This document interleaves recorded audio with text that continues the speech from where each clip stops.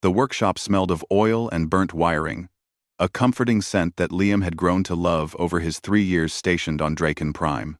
His hands moved with practiced efficiency across the damaged hovercart's control panel, rewiring the propulsion system that some careless dockworker had fried.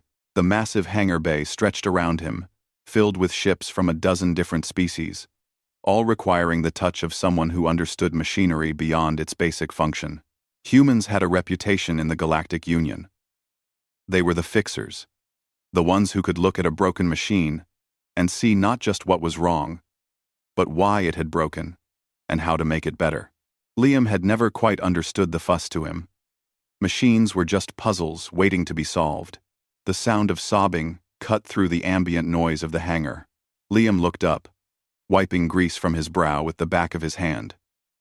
Near the entrance, a small figure sat hunched against a cargo container.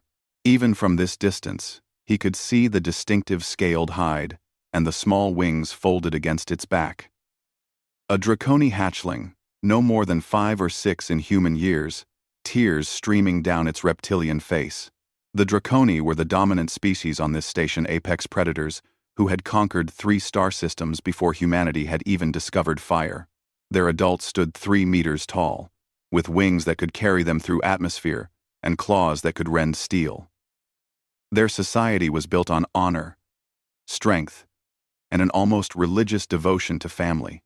But this was just a child, and children everywhere cried the same way. Liam set down his tools and walked over. The hatchling looked up at him with golden eyes, pupils slitted vertically. In its small claws, it clutched something, a mechanical toy, Liam realized. A small dragon figure that should have been flying in circles, its wings beating in programmed rhythm. "Hey there," Liam said softly, crouching to bring himself to eye level. The hatchling sniffled, smoke puffing from its nostrils, a sign of distress in young draconi. "Broken," it whispered in heavily accented standard. "Papa gave. Before journey. Now. Broken." Liam's heart squeezed. He knew that feeling, the devastation of a cherished gift damaged. He held out his hand slowly, non-threateningly. "May I see it?" The hatchling hesitated, then placed the toy in his palm with surprising trust. The mechanism was delicate, far more sophisticated than it first appeared. Liam carried it back to his workbench, the hatchling trailing behind him like a scaly shadow. Under the bright work lights, he could see the problem: a gear had slipped out of alignment, and the power cell's connection had corroded. Simple enough, but it would require precision. "What's your name?" Liam asked as he worked, selecting micro-tools from his kit. "Astra," the hatchling replied, climbing onto a stool to watch. "You fix? I'll certainly try." Liam's hands moved with surgical precision, removing the toy's housing panel. "See here? This gear connects to this one." But something knocked it loose. "Probably dropped it, right?" Astra nodded miserably. "Fell from observation deck. Not your fault. Things break. That's why people like me have jobs." Liam smiled, carefully realigning the gear train. He pulled a cleaning solution from his kit and gently worked away the corrosion on the power cell contacts. "Your papa must be important, to give you something this well-made." "Papa is Emperor," Astra said matter-of-factly. Liam's hands didn't falter, though his mind stumbled. "The Dragon Emperor. The ruler of the Draconi sovereignty. One of the most powerful beings in this sector of the galaxy. And he was fixing this child's toy." "Well then," Liam said, keeping his voice steady, "we'd better make sure this is perfect." He worked in silence for several minutes, replacing a worn actuator, recalibrating the wing servos, even polishing the small dragon's scales until they gleamed.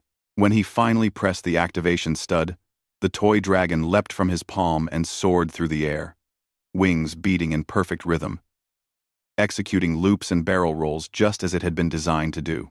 Astra's eyes went wide, pupils dilating with joy. The hatchling laughed a sound like bells and distant thunder, and clapped its claws together. "You fixed! You fixed!" "All in a day's work," Liam said, feeling warmth spread through his chest at the child's happiness. "Human mechanic." A voice boomed across the hangar, deep and resonant enough to rattle tools on their hooks. Liam turned and felt his blood run cold. The Dragon Emperor stood at the hangar entrance, 4 meters of scaled muscle and ancient power. His wings were folded against his back, each the size of a shuttle's solar panel. His eyes the same gold as Astra's, but burning with terrible intelligence fixed on Liam, with an intensity that made the mechanic's survival instincts scream. Behind the Emperor stood a guard of elite Draconi warriors, each one capable of tearing apart a combat mech with their bare claws. "Papa!" Astra leapt from the stool and ran to its father, the toy dragon still circling overhead. "Papa! Look! The human fixed it. Fixed it perfect." The Emperor's gaze never left Liam. The mechanic stood frozen, hands still greasy, work clothes stained. Suddenly very aware that he'd just spent the last half hour with the Emperor's child without permission, without clearance, without any of the protocols that such an interaction should have required. The Emperor knelt a mountain bowing, and examined the toy as Astra brought it down to rest on one massive claw. His eyes tracked its movements, noting the precision of the repair, the polish, the care taken. Then those golden eyes returned to Liam. "You are Liam Reeves," the Emperor said. "Not a question." "Yes, Your Eminence," Liam managed, his mouth dry. "My child was crying. You stopped your work to help." The Emperor rose to his full height. "You asked no payment, sought no favor, expected no reward." Liam swallowed. "It was just a toy, sir. And, well, kids shouldn't cry if someone can help." Something changed in the Emperor's expression. The terrible intensity softened into something else, something almost like respect. "The humans," the Emperor said slowly, "are strange to us. You are small, weak of body. You cannot breathe fire or rend steel with your claws." He placed one massive hand on Astra's head, the gesture achingly gentle. "But you see a crying child, and think only of stopping tears. You see a broken thing, and think only of making it whole. This is why humans are necessary in the galaxy. This is why you are valued." The Emperor reached into his robes and produced a medallion, platinum, inscribed with the Imperial seal. He held it out to Liam. "For service to the Imperial House," he said formally. "For showing my child that kindness exists in unexpected places. For reminding this old warrior that strength takes many forms." Liam took the medallion with trembling hands. "I thank you, Your Eminence." The Emperor nodded, then turned to leave. Astra, riding on his shoulders, the toy dragon circling them both. At the hangar entrance, he paused and looked back. "Liam Reeves," he called. "When you see something broken, you fix it. This makes you a mechanic. But when you see someone hurting and choose to help without thought of cost, this makes you human. Never forget which one matters more."